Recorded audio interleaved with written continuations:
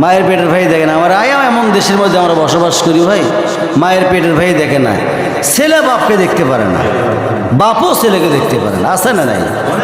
ইসলামটাকে তো আমরা নিভিয়ে দিতে পারি, কিন্তু আল্লাহ রাব্বুল আলামিন ঘোষণা দিয়েছেন তোমরা কখনো নিভিয়ে দিতে পারবে না। আমার ভাইয়ের, আমার বন্ধুগণ আমার, দেখেন এই সমস্ত কাজগুলোও ছিল কিন্তু আবু জেহেলের। কার? এই সমস্ত কাজগুলো কার ছিল? আবু জেহেলের। কি কাজ ছিল দেখেন,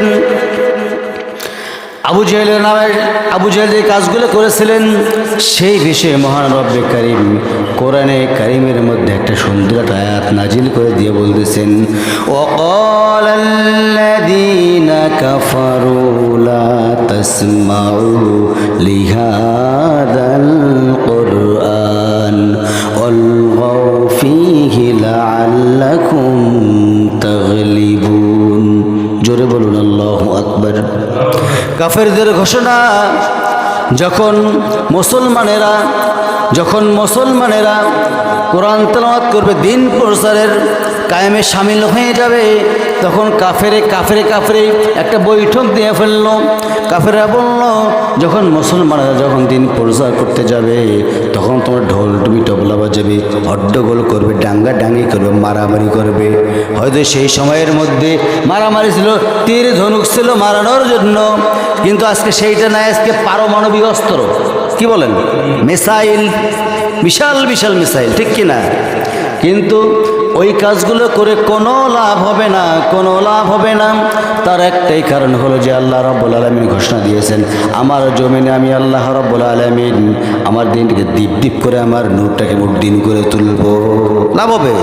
বলেন, কোনো লাভ হবে? কোনো লাভ হবে না।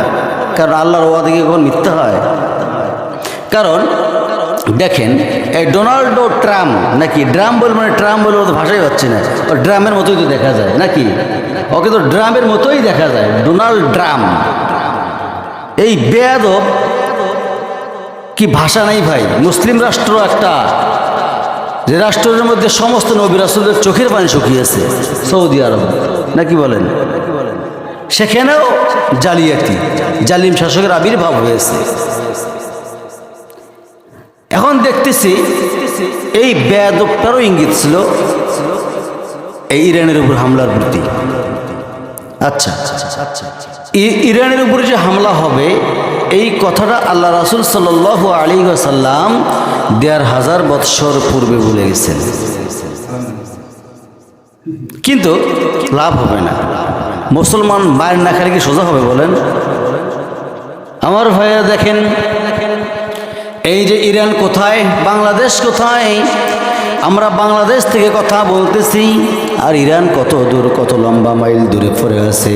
কিন্তু আল্লাহ রাব্বুল আলামিন ঘোষণা দিয়েছেন, ও বান্দারা, পৃথিবীর এক প্রান্তের মধ্যে যদি তোমার কোনো ভাই থাকে, আর সেখান থেকে তোমার ভাই যদি কষ্ট পেয়ে থাকে, তোমার কানের মধ্যে যদি তুমি শোনো, ভাই তোমার এক ভাই কষ্ট পাইতেছে, 100% তুমি যদি উপলব্ধি না করো তোমার ভাই কষ্ট পাচ্ছে, তুমি শব্দটাও না করো, আমি আল্লাহ রাব্বুল আলামিন তোমার জন্য নারাজ হয়ে যাব।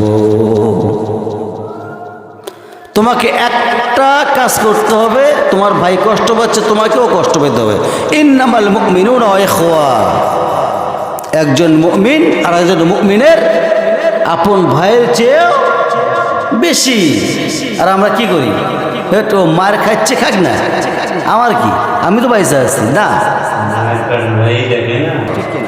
আমার ভাইয়ের, আমার বন্ধুগণ আমার, এই রমজান মাসে মিসাইল ছাড়তেছে, কত পারমাণবিক অস্ত্র ছাড়তেছে, কোনো লাভ হবে না। তার বড় প্রমাণ হচ্ছে এই রমাদান কারিমে আল্লাহ রাব্বুল আলামিন বদর যুদ্ধ নাজিল করেছেন, বলে সুবহানাল্লাহ।